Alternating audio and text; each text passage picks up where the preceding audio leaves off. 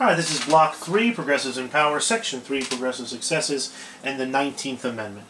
The 19th Amendment is the story of how women got the right to vote in the United States, and it's a story worth telling in a little bit of detail. The 19th Amendment, let's start with the actual text of the amendment. The 19th Amendment says that no American citizen can be denied the right to vote based on their gender. Easy as pie. Women can vote alongside men. But the story is an excellent story. And the story starts with two women, Susan B. Anthony and Elizabeth Cady Stanton, who held, in 1848, a conference in Seneca Falls, New York, which issued the Declaration of Sentiments, which declared men and women to be politically equal and equal in all other ways, and demanded the right to vote.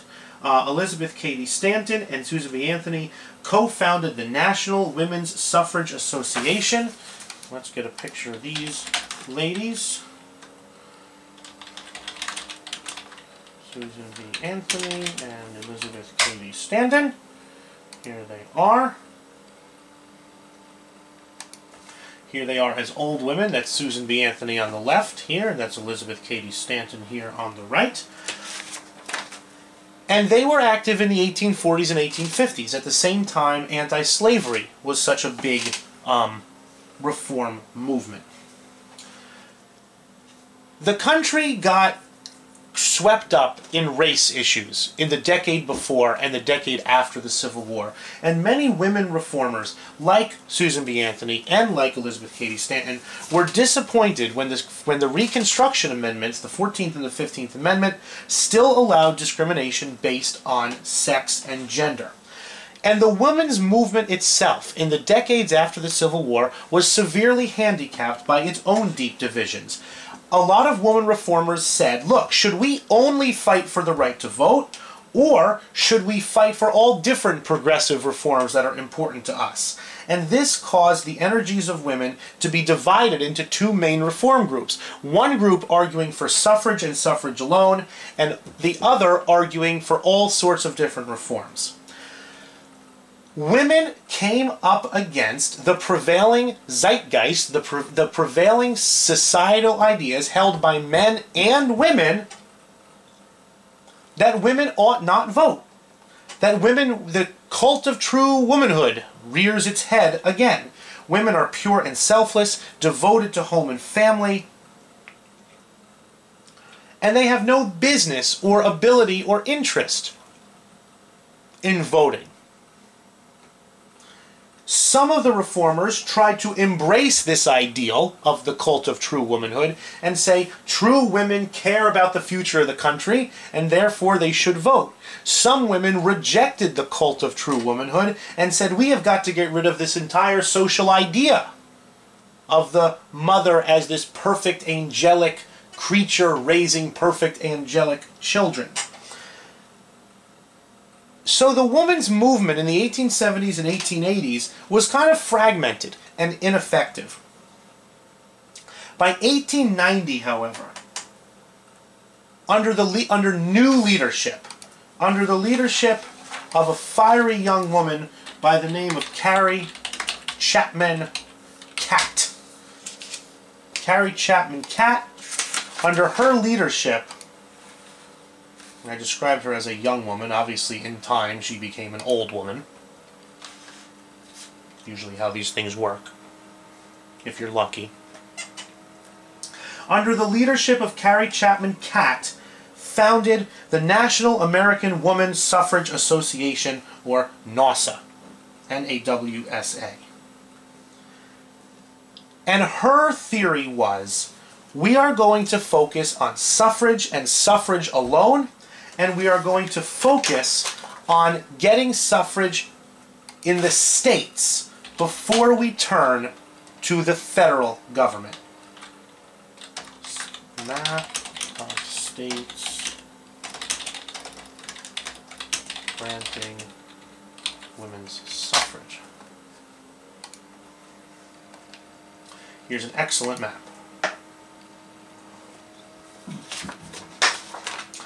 Women like Carrie Chapman Catt started out west. The first state to grant suffrage to women was was Wyoming in 1869. Very early on. By 1896, other western states like Utah, Colorado, Idaho had given women the right to vote.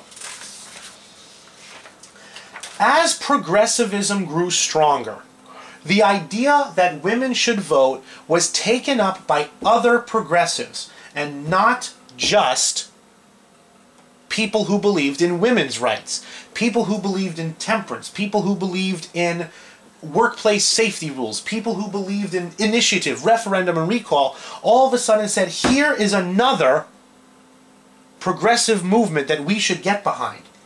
Progressivism grew stronger, and the women's rights movement grew stronger with it. Most supporters of progressivism began to support women's suffrage. The tipping point was out here in California. In 1911, the issue of women's suffrage was up for a vote in the legislature of California, and it barely passed. Following California's lead in 1911, most other western states passed women's suffrage movements the next few years. Arizona 1912, Nevada 1914, Montana 1914, North Dakota 1917, Kansas 1912, Oklahoma and Texas 1918. So if you look at the map, by about the First World War, all of the American West is giving women the right to vote. And then things shift eastward. In New York State, which is of course dominated by New York City, working class women begin to agitate for the right to vote. Women's suffrage as a reform movement, like most reform movements, is a middle class phenomenon until it reaches New York. And once it reaches New York, it takes on a working class character. And women, working class women who are working in sweatshops and factories, begin saying, we demand the vote. We demand suffrage. The Democratic machine, the party machine, the city boss, the machine that ran New York City, Tammany Hall, throws its incredibly vital support behind women's suffrage in 1917. Tammany Hall does not do this because they are fundamentally in favor of suffrage rights for women. Tammany Hall does this because they think they can control the women's votes. And when Tammany Hall says vote for something, it usually passes. So New York in 1917, for less than idealistic reasons, passes women's suffrage. Now the women who led the women's suffrage movement, like Carrie Chapman Catt, focused their issues again on the national level. They said, look, we've got whole half of the country, we have the largest state in the country, New York, we have one of the fastest growing states in the country in 1918, Michigan. Let's push this thing through federally. A new organization was put together, led by two more important women whose names you should know that are not on your term list. Alice Paul, and here is Alice Paul, there she is, and by Alva Belmont. Here's Alva Belmont, there she is. Taking their lead from from Carrie Chapman Catt, these two women, Alice Paul, Alva Belmont, begin working on a federal level. They begin working on President Woodrow Wilson and Congress. They say, okay, it's time to pass an amendment allowing women to vote all over the entire country. President Wilson at first refuses, and then the suffragettes picketed the White House.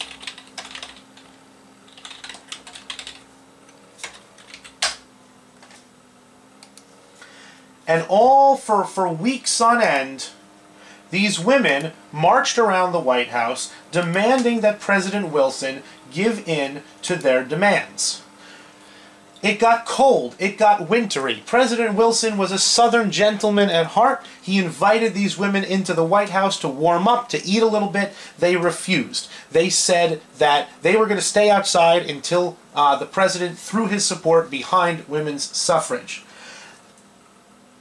At a point, the suffragists picketing the White House were arrested and thrown in jail. And the public outcry against the government and in favor of these women were so great that Wilson used his presidential power and pardoned them. At that point, the crescendo was building towards a women's suffrage amendment. NAWSA, Carrie Chapman Catt's organization, abandoned its state-by-state approach, joined the Congressional Union, arguing for immediate female suffrage in the form of a constitutional amendment. Pressure on Congress increased. Pressure from progressives all around the country increased.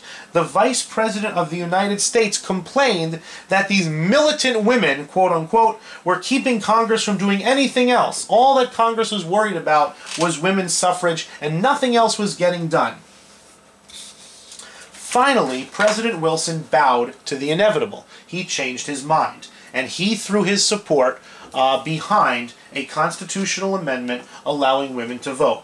In 1919, it passed both houses of Congress, and by 1920, it had been approved by the 3/4 of the states. And the 19th Amendment in 1920 was passed, giving women an equal right to vote alongside of men.